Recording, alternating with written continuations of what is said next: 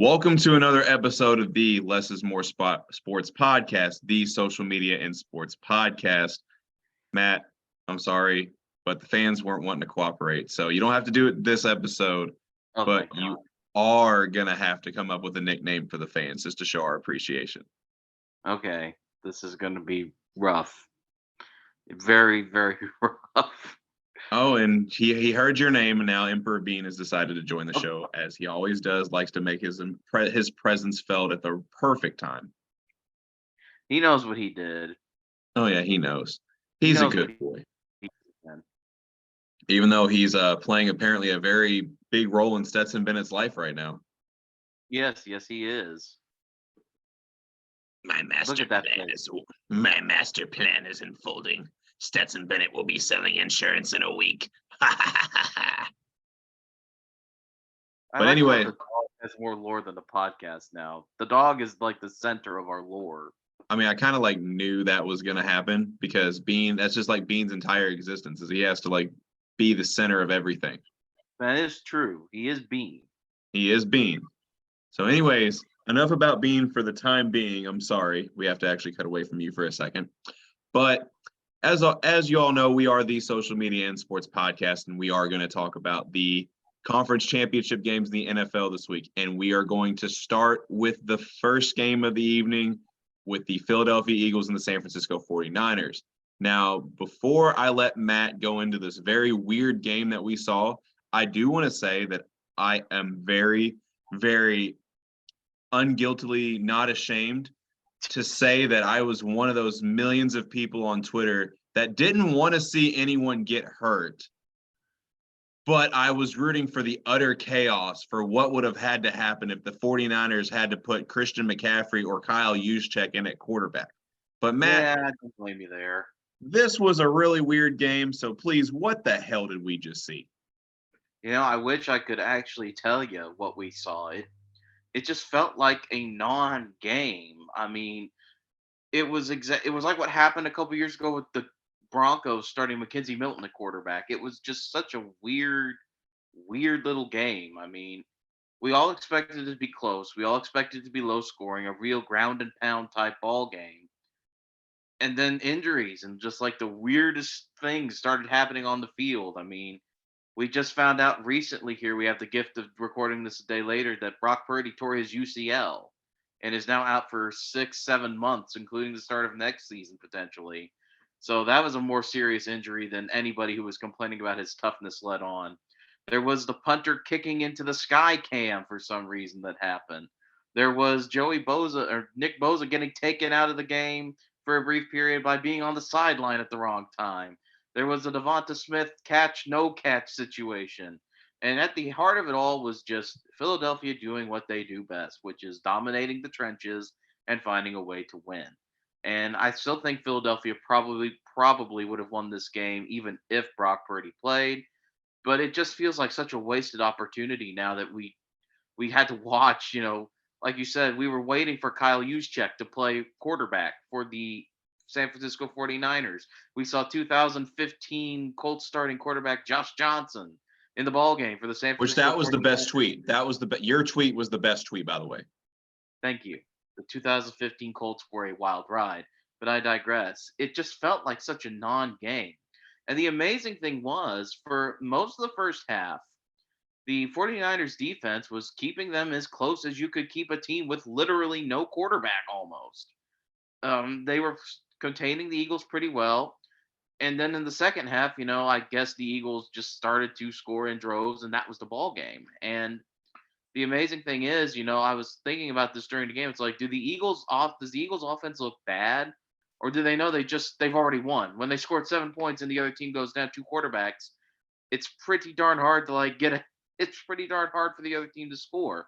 So it just felt like such a disappointment because we had all had high expectations for what was going to be a clash of the number one, number two defenses in this league, great offensive lines, two great stories of quarterback, and instead we just got a coronation for Philadelphia, which well deserved, but they're going into the Super Bowl with more doubts about their team, it feels like, than actual praise for them winning the NFC.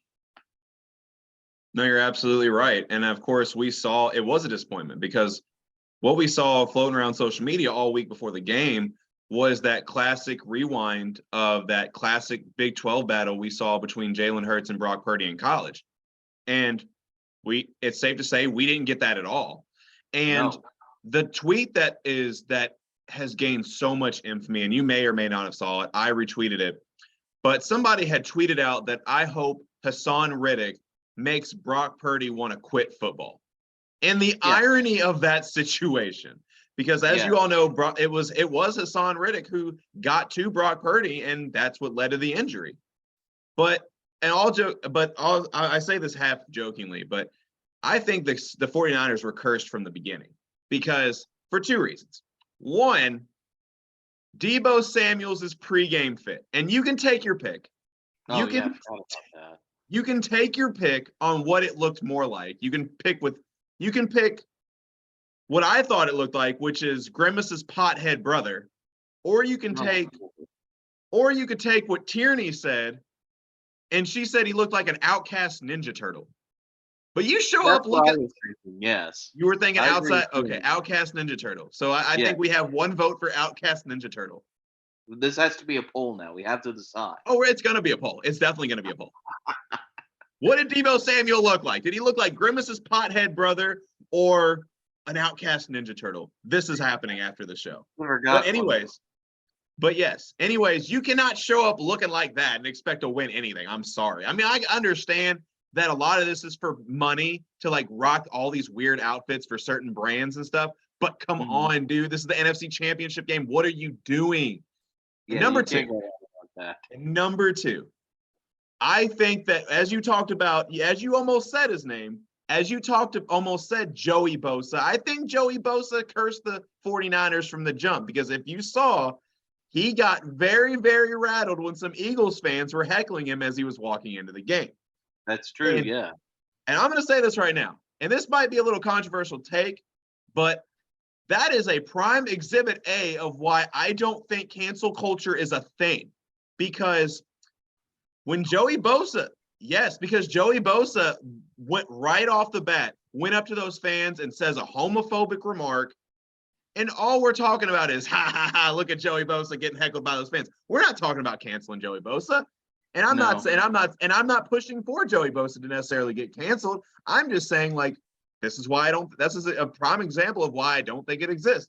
But honestly, if I am Joey Bosa, how are you a professional athlete and you are upset about fans yelling your name? Bosa. Like, really? That's what pisses you off? They're talking about fines and the fact that they're still playing, and that's what you got that mad about? Gosh, you couldn't be a Duke fan living in Kentucky, I promise you.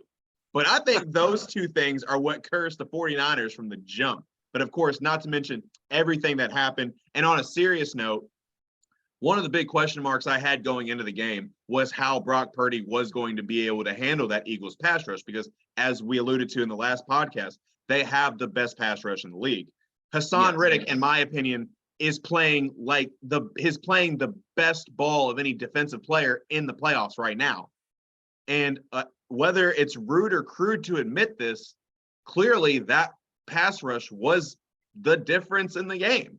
So Yeah, for better or worse. yeah, for better or worse, it was. So that was my take on it, though. I could be The wrong. only the only other take I have on this game is that we need to get Trent Williams in the WWE very soon. Okay, I have a serious question. What did Yes. Kayvon Wallace do to get kicked out? Like, did they kick him out because he got thrown down like a rag doll? No, he threw a punch just before Oh, he got thrown down. It didn't connect. He kind of whiffed. He threw a punch, and that's when Trent Williams just went, "All right, sit down," and threw him down and got thrown out. That yeah. was the most entertaining part of the fourth quarter. Honest to God, was the sad thing. And Well, yeah, the game was terrible. we're not supposed to enjoy violence in sports, but by the fourth quarter, the 49ers were steamed and tired, and it was going to happen. We all knew there was there was tension brewing. And I'm just glad nobody got hurt more seriously and nobody escalated beyond that because it was a pretty funny moment, I have to be honest. Just watching this giant like committee of a human being just pick up and be like, "All right, you're done." That was pretty good. That's what I'm saying. We need to get Trent Williams at WrestleMania, and unfortunately, fortunately, deserved, depending on how you look at it. I think he's probably going to be missing it one game to start next season for that. But I digress. It's just sad that that was like one of the most entertaining aspects of a game we thought was going to be very intense, very defense oriented, a real barn burner, and the thing that happened during gameplay in the second half that's worthy of talking of is literally a man throwing another guy to the ground. So What's funny is that's you say that we're not supposed to cheer for violence in sports, but yet here we are watching essentially a violent sport. And I yeah. don't know about you, but I would pay good money to see a pay-per-view match between Trent Williams and Ndamukong Suh. Because if you remember, Ndamukong Suh stepped in there to separate it. He was the That peacemaker. I was like, where is the Indomitian Sue that stepped on even Evan Dietrich Schmidt? Where is that Indomitian Sue? Who is this subtle Sue? But that's what's funny because me and Tierney were watching the game, and she absolutely can't stand Ndamukong Suh like a lot of NFL fans out there because obviously Ndamukong Suh has history of being a dirty player. Oh yeah. But I was like trying to be like, no, no, no, no. He's trying to be the peacemaker for once in his career. He's actually on the right side of this. But I The would House pay of Spears has I become the would House. pay an absurd amount of money to see a pay-per-view match between Trent Williams and Ndamukong Suh. I'm going to be honest, I might run that poll as well after the podcast. Oh my God. Speaking of polls, one of the polls I did run just actually concluded. And the question was, who has the worst luck? Kyle Shanahan or Matt Ryan? Just because of the absolute unlucky debacle that happened to the San Francisco 49ers yesterday. Yeah. And 57% of the votes went to Matt Ryan. So, which is, I'm not going to lie, I was expecting somewhat of a recency bias, but Yeah, no, me Matt too. Ryan still comes out on top as the more unlucky of the two. Those two guys are just forever interconnected by their horrible, horrible luck in the most clutch moments. As we're both wearing Colts gear too, as we Yeah. talk about luck, the irony there. The super irony. There's so much irony.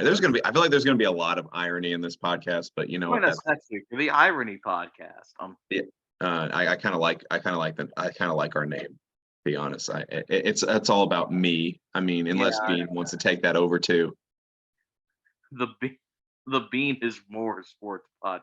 The Bean is more, Bean is More. or the That Emperor would be a Bean good- podcast, That would be a good name for the fans. You have to incorporate Bean into this nonsense. or Bean's Army. Beans. Oh, that's a good one. I think we Bean's might have Army. a winner. Bean's I think Army. we might have a Oh, winner. The Bean we Army. actually, we weren't gonna come up with names for the fans, but we might have just done it right now. That's a good idea. We're gonna run with that. Spontaneity has led us to the promised land, Les. Sometimes the spontaneous things in life are the best things in life. Personally, It is true, but I really like Bean's Army. I think we're on to something. it kind of reminds me of that TBT team, Bayham's Army. Yeah, I know exactly. The student section, Syracuse. We're on to something here. We are on to something. Yeah, that is kind of, our fans are kind of like our student section. So yeah, Yes. that fits. I think we But did anyways, it. enough That was the rambling. point of this podcast, but we did it. We did it. But anyways, I think that's enough for this game because there's really not else Yeah. much to say. But now we're gonna have plenty to say about this game. And Matt, I prepared a statement about the Bengals Chiefs game. You will have plenty of room to talk. I'm But ready. Just Go give ahead. me. I got you. So, anyways, Bean, you might want to sit back and enjoy this too, bud, because I got a lot to say. Everyone who watches this podcast and followed my work as a journalist knows how I feel about trash talking in sports. This whole week leading up to the AFC Championship game, we heard it all from the Cincinnati Bengals. See y'all in Burrowhead. Joe Burrow is Patrick Mahomes' daddy. And even the mayor of Cincinnati got involved. Ugh. But as y'all know, because you all follow me on Twitter, middle of the week, I saw the clip of Chris Jones sarcastically telling reporters, see y'all in Burrowhead. I knew right then and there that the Bengals woke something up that they wanted no part of. And that ended up being a foreshadowing moment from hell because Chris Jones was the one who sacked Joe Burrow to give the ball back to Kansas City to win the game. But if you're the Bengals and you run your mouth like that, You cannot lose this game. I don't care how good of a game it was. Don't write checks that you can't cash. And to all the social media referees who are blaming the officials, like my man Travis Kelsey said, know your role and shut your mouth, you jabronis, because let's talk about what really happened. Let's talk about how Master Chief Patrick Mahomes outplayed Daddy Burrow. Let's talk about that Cincinnati offensive line giving up 5 sacks. Hell, let's take it a step farther and let's talk about how Joe Burrow has been sacked 153 times in 49 career games. But most importantly, we learned to never, ever disrespect Patrick Mahomes and the Kansas City Chiefs again. This was a picture perfect definition of a gritty win. Mahomes had the bad ankle. Kelsey had the bad back. The top 3 wide receivers on the team went down. Their best linebacker went down. Their best cornerback went down. They still found a way to get it done because that's what elites do. End of story. Burrowhead my ass. Are you done now? I'm done now. Okay. Did I leave anything out? No, I don't think so. But I have some other takes too. So here's my thing. My first take, first and foremost, is people need to lay off Joseph Asai today. That dude played his ass off for 59 minutes. He had a couple sacks. Including one that was taken back in the incredibly weird second, third, and 9 play. But we'll get to that later. He played his ass off that whole game, and he made one mistake. It was the right call. Patrick Mahomes was well in the white when he made that contact. But if you blame him for this loss, then you didn't pay attention to the rest of the game. And I'm not just saying that to make Les happy because he's a former Longhorn. I promise that. He really did play his ass off. And he was the reason the Bengals were in that game to begin with. Because in the first half, I kept waiting for Kansas City to blow them out. It was very clear at the start of the game that Kansas City was the better team going in and should have been up at least 17-3 at one point, but just couldn't find the end zone. And I will give the Bengals defense credit for that, for having a bend not break mentality. Still, they were against a one-legged Patrick Mahomes and couldn't stop him. I think that's all that needs to be said. But yeah, don't blame Joseph Osai for that loss. That's not on him. Look at Joe Burrow throwing 2 interceptions. The offensive line had backups and they couldn't block for anything. The running game never got going. That's not on Joseph Asai. Leave Joseph Asai alone.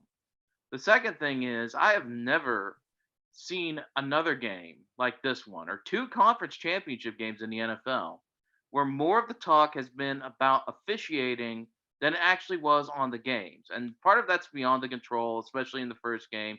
The Devonta Smith catch really took over the narrative because nothing else happened. Let's be honest there. But in that second game, I won't lie, Les, there were a few calls that just blew my mind. Like the second, third, and 9 call where the referee is way up there trying to run in and stop the play where Joseph Asai brought him down and brought Mahomes down and caused a 4th down. That did really blow my mind because you could only see it on the widescreen broadcast. And if you're really concerned about the play, can't you just throw the flag in there or something? Or do something to get the attention of like the other officials? Shouldn't the line judge, somebody closer to the play, also be checking that? And no, the NFL's not rigged. The amount it would take to rig NFL games week in and week out to script it like a WWE match would be inhuman. There's no way a human being could do that. So no, the NFL's not rigged, but the NFL does have an officiating issue. And I can see that. I don't really know exactly what happened with the officiating in these playoffs, but I think part of the issue of why we're talking about the officiating so much is because there's really been nothing to talk about. These playoffs have been pretty straightforward. I mean, the 2-1 seeds just made it waltzed right in. Well, Kansas City less of a waltz. Mhm. They just came right in, but there weren't really any huge upsets. Even the game where the Jaguars came back, the Jaguars were the higher seed. Doesn't make any sense. So I think the focus is on the officiating this year because it's really been a not super stellar playoff game slate. None of these games have really like stuck out in my mind as being instant classics. Not even the game last night. It was competitive, but it came down to a lot of weird mistakes, weird turnovers, nasty offensive performances, and good defensive performances, but mostly nasty offensive performances. So I really do think that's why the NFL we're hearing about the officiating more than ever. Is that there were a couple of weird calls, and these games really haven't provided us with like it moments. And my third takeaway, because you already, and I have another one after this one. But my third takeaway is the real winner of the Bengals Chiefs game was the Philadelphia Eagles. Because, like you said, I know they've got a week to get better, but hip injuries just don't go away. Neither do ankle injuries. And even Patrick Mahomes' ankle injury is probably aggravated times a million with as many times as he was getting sandwiched when he was when he was stepping up in the pocket because he was making plays. So and meanwhile, Philadelphia, yeah, I know Jalen Hurts has a shoulder sprain, but they don't have any other issues. They're healthy. They pretty much just waltzed to two fairly easy wins where Gardner Minshew played more than a few minutes in both. So, I think Philadelphia is definitely the winner in this case because they basically they played football, they won the championship, but they're pretty much, rested. They don't have any injuries. They're not banged up. And it's going to be interesting to see how Kansas City um, tries to heal in the 2 weeks they've got and who's able to play come Super Bowl Sunday. And finally, as for the trash talk, it is hilarious, but I thought The Rock said, "Shut your hole and know your role." Not what Travis Kelsey said. I think he may have gotten a little bit out of order. I think he may have gotten a little bit out of order, and that there is a future in the WWE for Travis Kelsey. I don't know if he wants to do it. I don't know if he feels the desire to do it, but he could really pull it off. NFL tight ends do have a history of going in the WWE. Just ask The Rob Gronkowski. It's meant to. Oh my God! Imagine once they're both retired, Gronkowski First, versus Kelsey at that would be lit. SummerSlam. That's, I mean, arguably the two best tight ends of our generation, like in a wrestling match. At Ooh, be SummerSlam. so much fun. Ooh, that'd be such a cash grab. It would be a more epic wrestling match than Travis Kelsey versus the Mayor of Cincinnati. I have to be honest. I can't imagine the Mayor of Cincinnati stopping Travis Kelsey in the ring, but I Oh, could be if it's wrong. anything physically related, he would get destroyed. You never know. Sometimes superhuman strength happens. He could hit him in a suplex, get him where He he's has not. he has a severe adrenaline rush. But Les, I do have one problem though, and this thing has been driving. It's kind of on my chest, and I don't know how else to say it, but who the hell was disrespecting Patrick Mahomes? So, oh, okay. So I can't explain that. Ooh. So that's all talking about, like, kind of like what I said at the very beginning of how you're hearing about Joe Burrow being Patrick Mahomes' daddy, and of course, all the talk on Yeah. NFL Network is how Joe Burrow is 3-0 against Mahomes. If he wins the fourth time, and then the last two AFC Championship games at Arrowhead Stadium, you got to start saying Burrow is better than Mahomes, that he's the best quarterback in the league, and that's where the quote unquote disrespect from Mahomes came from. I'm about to say I didn't hear many people saying, "Oh, Patrick Mahomes is done. He sucks." No, Or it wasn't there were blatant people like concerned that. about him being hurt. But I know that, but that's not the same to me. But no, yeah, it wasn't like blatant like disrespect like that, but it was the talk of Burrow being better that they were referring to. so that's why Tony Romo kept talking about Michael Jordan for no apparent reason. That's part of it, yeah. 'Cause Well, I I'm mean, thinking, I think that was just a play of shooting a miss with the food poisoning / flu game, whatever you want to call it, yeah. with Michael Jordan. I think he just wanted to make a play on that and call it the ankle game for Mahomes. And then he's like, it's like Michael Jordan thought people said that Clyde Drexler was better than him. I was like, who said that? No, that actually Who? was a thing. No, that was a thing back in the 90s that like Clyde Drexler was supposedly better than Michael Jordan because he could quote unquote shoot threes. And that's when Michael Jordan comes out and says, "No, I can shoot threes. I just choose to play my game." And then he comes out the first game of the NBA Finals and hits like 6 threes in the first half. And that was the infamous shoulder shrug game. Okay. And Yeah, then there is context behind it. But yeah, that was a very popular question on social Johnson media. on an incomplete pass, and it's just like, Tony, we're watching football, buddy. We can stop talking about the NBA. I mean, But I don't know. I was going to go on a spiel about the NBA because oh what kind of like what you said of how the NFL has an officiating issue. I think sports has an officiating issue right now. that's true. Yes, And in general, I even think, and I've noticed it more and more since COVID. I don't know if COVID's changed the job landscape. Not get too political here. Maybe it's changed the sports landscape too, and getting people to having some kind of factor in officiating. I don't know. That's just I don't know. I'm not saying that is or isn't what is going on, but I've noticed like a big change in officiating since COVID hit, and it's really hit the entire sports landscape. But I will say though that the Cincinnati Kansas City game was not a bad officiated game at all. That was a very questionable moment. And like Matt said, you probably should have done more to like get people's attention, but it still was the right call. A lot of those like defensive holding calls that move the Chiefs down the field. Yes, if you're a Bengals fan, that's frustrating, but they're clear and obvious holding calls. It was not just to mention when it happened. The timing was weird and it looked funny.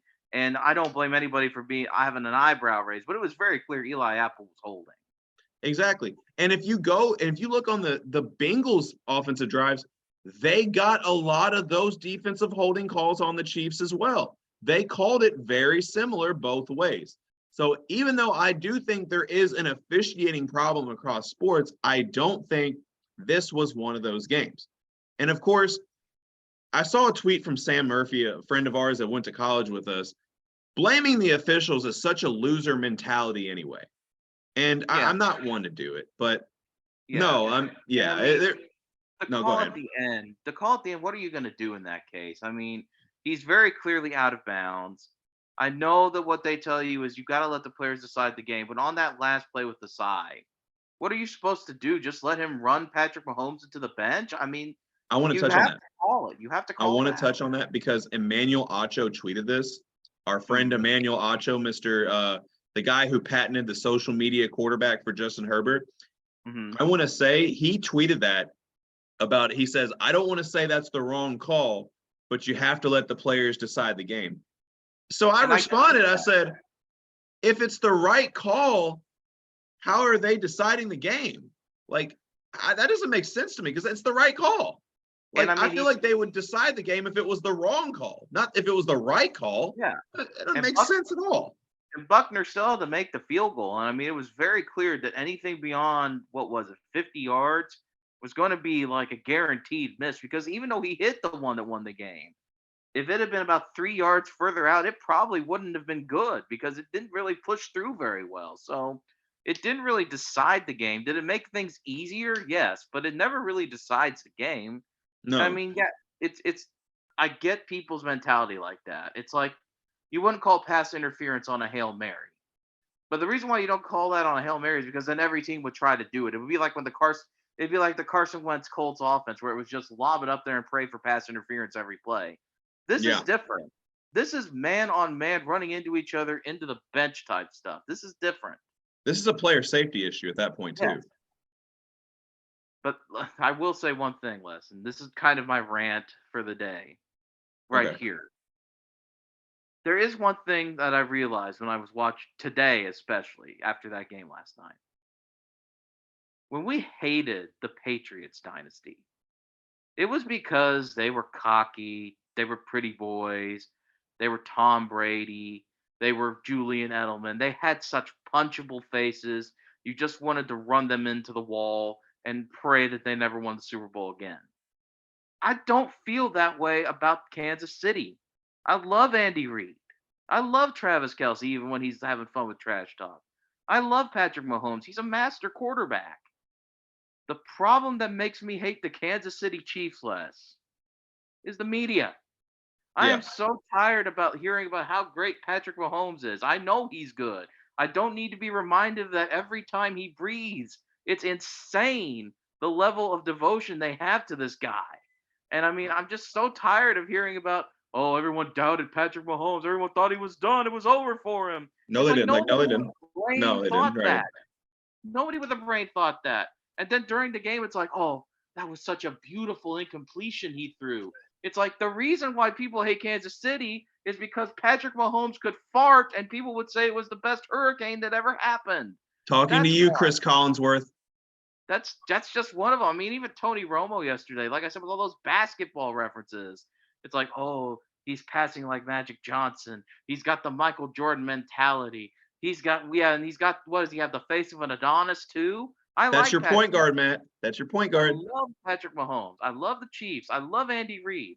What I don't love is the media personalities who have like completely devoted themselves to him. It's like a cult. It's like they're going to start worshiping him as Jesus. It's ridiculous. They're worshiping the Chiefs' kingdom.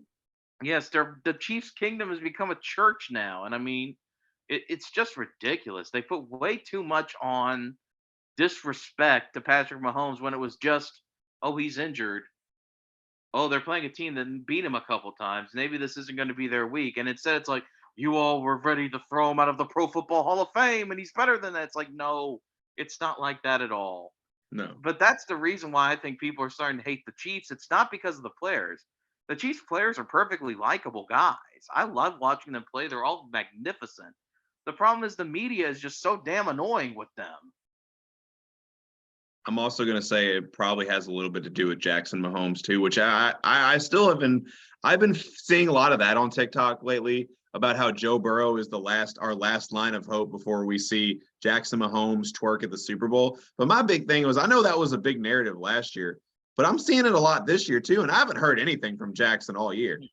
Him or Brittany either, and which I never really understood the hate for Brittany Matthews or Brittany Mahomes. Now they are married, but I never really understood the hate for her. I mean, yeah, she got excited and poured champagne on some fans. You can't do that. I understand that's wrong. Shouldn't do that. But like, that's not enough for me to like absolutely hate the girl's guts. I mean, that's Right. I mean, and the other yes, guy's just dancing. He's just yeah. dancing.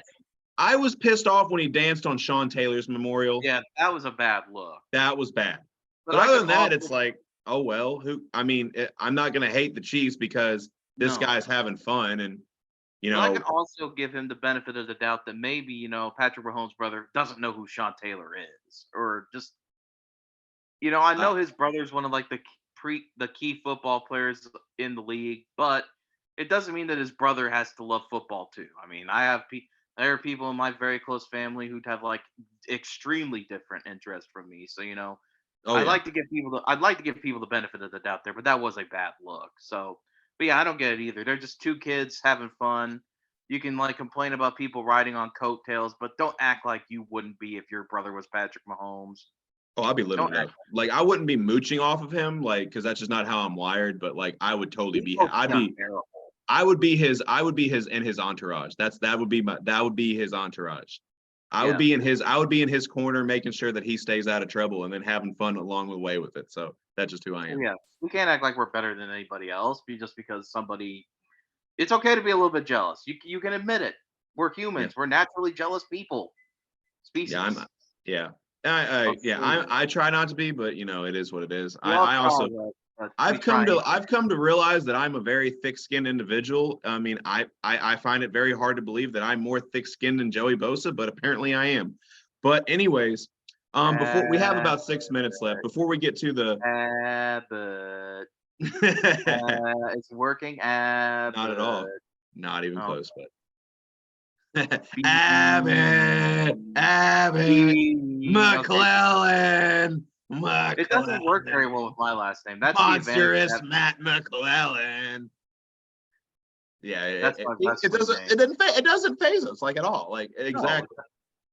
Like Monstrous anyways, Matt would actually be a pretty cool nickname. I've actually never had a nickname, so I'll give you one. please Not don't. now. Not Okay, now, but good. yeah. Good. But anyways, since we got about 5 minutes left, I do want to say one thing before we do a little quick, and I mean very quickety snippet of the Super Bowl. I do want to say is kind of like what I mentioned in my rant about all the things that went wrong for the Chiefs in that game with everybody being hurt or whatever. Hmm. That reminds me of a very untrue narrative that I always hear is I always hear about how good of a team Patrick Mahomes has around him and how that's why he's had so much more success than other quarterbacks in the league that people think are in the same category but aren't really in Just the say same Lamar. category. Just say Lamar. Come Yes, on. Lamar is one. Lamar is one of them. He's not the only. He's not the only, but he is one of them. We know what you're talking about, Les. You can't But hide what's inside. but anyways, I've always been one to say that although Mahomes' supporting cast is good, he's a big reason why it looks as good as it does, and that showed itself this Sunday. And that's all I'm going to say. But Yep. for our quick snippet before we end this podcast about the Super Bowl, the narratives are already there. You have the Reed Bowl, you have the Kelsey Bowl, and you also have history being made in the first matchup between two African American quarterbacks. The storylines are set. Matt, what are your thoughts? The NFL is rigged. Good night, everybody. Okay, bye. That's it. That's the show. McClellan. No, actually, my thoughts. It's cool that it's Andy Reid versus his old team. It's cool that the Kelsey brothers are playing each other, but they don't play against one another, so Yeah. it's not really that interesting.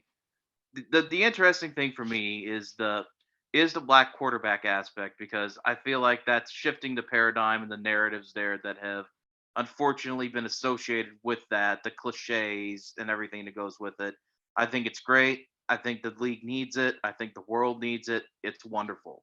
And purely from a sports standpoint, it feels weird to say this after I said no one was disrespecting Patrick Mahomes, but I think that the Eagles have to be a clear favorite. And the only reason why I'm saying that is because they're So just better. disrespectful.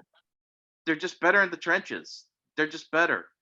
The Bengals didn't get any push with their defensive line. They've got Trey Hendrickson in the cast.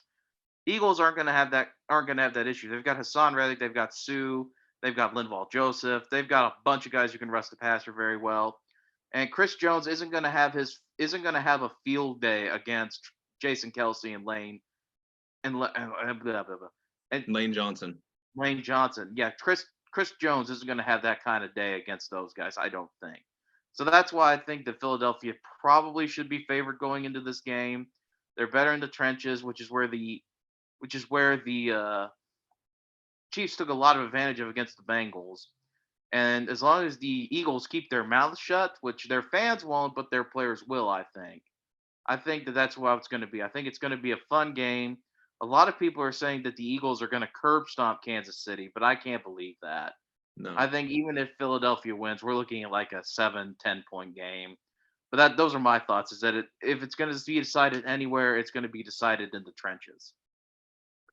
I'm looking forward to a good game between two very good teams, and that is the most cliche answer you will ever get out of me. But of We're course, on. everything Matt said is 100% correct, and the Eagles have been playing some great football, and I take nothing away from them. And now I'm starting to wonder if Nick Foles is the most popular Nick in Philadelphia sports anymore. It's But I true. have also learned that you should never count out a quarterback like Mahomes out. I don't mean to fall into the narrative that Matt said about how the media, including us here at Less is More Sports, are worshiping the ground that Patrick Mahomes walks on. But I do am one to like fall into that absolutely just awe of his greatness, and you can never count him out. And I feel like we said the same thing against in his first Super Bowl against San Francisco, because San Francisco was the better team top to bottom. But the difference is they didn't have somebody like Mahomes. And that concludes everything we have to say on the podcast, because we have about a minute left before our time slot is up. So as always, like and subscribe to the Less is More Sports YouTube and Spotify channel. In the comment sections below, tell us what you liked, what you didn't like.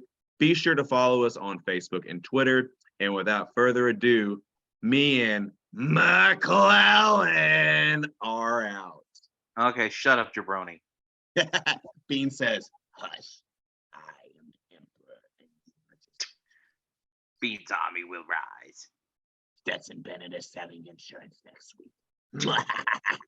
Oh my god.